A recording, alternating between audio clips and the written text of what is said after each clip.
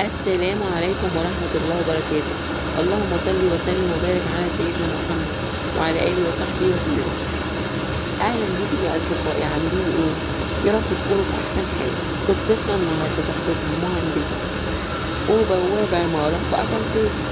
صاحبة القصة بتقول: المهندسة وكنت ساكنة في الدور التاسع، قاعدة مع والدتي ووالدي، وأنا لسه ما اتجوزتش وعندي 32 سنة، وكنت بشتغل، والعمارة اللي أنا فيها أسانسير، في بواب، مفيش معاملة بيني وبينه أكتر من سلام عليكم وعليكم السلام، مفيش معاملة أكتر من كده. هو كان شاب صغير، هو كان حوالي 35 سنة. أنا جميلة جدا، وكان بيتقدم لي عرسان كتير، بس زي ما تقولوا كده يعني لسه ايه، النصيب ما جاش. وفي يوم من الايام كنت راجعه من الشغل، كنت متاخره، طلبت الاسانسير ما نزلش. لقيت البواب جالي وقال لي: مساء الخير يا هانم. قلت له: مساء النور، هو في ايه؟ انا بطلب في الاسانسير ما بينزلش.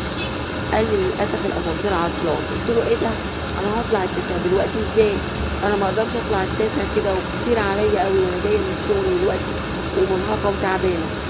قال لي: معلش، حاولي حضرتك تطلعي على السلم، وانا هرن على بتاع الصيانه دلوقتي ليه.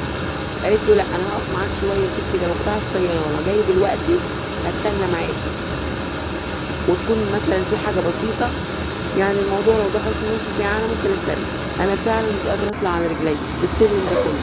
قال لي: طيب خلاص ماشي. وفعلا رن على بتاع الصيانه، قال له: انا قدامي نص ساعه.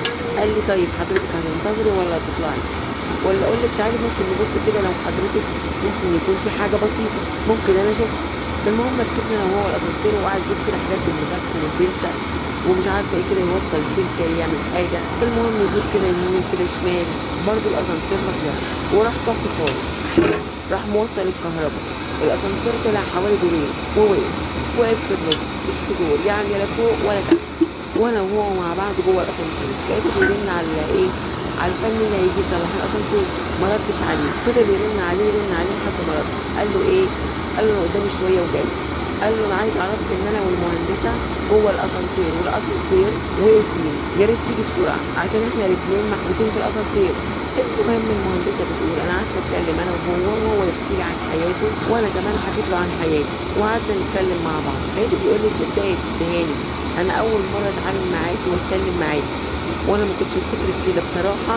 انا كنت فاكرك يعني انك متكبره وما بتكلميش حد يعني، وان اخلاقك مش كويسه كده ولا بالجمال ده. انا فعلا اول مره اخد بالي من حضرتك، وانا كنت مفكرك علشان انك انت يعني مهندسه، انك يعني متكبره ومش عايزه تكلميني. قلت له: لا، وما كلمكش ليه؟ انت شاب كويس، ده انت زنت الشباب وعملت له كده. هو انت يعني عشان بواب انا مش هكلمك؟ انا بكلمك عادي، هو مش اي حاجه خالص. المهم قعدت يعني انا وهو نتكلم، وبرضه اللي هيصالح نفس السر لسه ما جاش.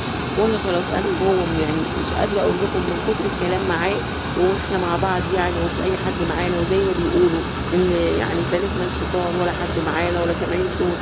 بصراحه حصل بيني وبينه كل حاجه في الاسانسير، انا والبواب. وبصراحه انا اول مره اشوفه، وبصراحه كان راجل يعني بجد في كل مقومات الرجوله، يعني راجل طول بعرض، يعني كان راجل. المهم حصل بيني وبينه كل حاجة، وفجأة لقينا اللي هيصلح الأسانسير بيفتح علينا الباب، وفتح الباب والأسانسير اتظبط واتصلح، وكل حاجة اتظبطت واتصلحت. وجه طلعني لغاية شقتي، ولقيت أمي وأبويا قاعدين قلقانين عليا. لقيته بيعتذر لهم ويقول لهم: معلش أنا وهي كنا في الأسانسير وما تخافوش يعني، الحمد لله لحد ما بتاع الأسانسير جه يصلحه وظبطه، ودي طلعتها لحد عنده. أنا بصراحة كنت مروحة مرهقة جدا وتعبانة، وجسمي كله مرهق ومش قادره اقف على رجليا، طبعا من اللي حصل ما بيننا في الاسانسير.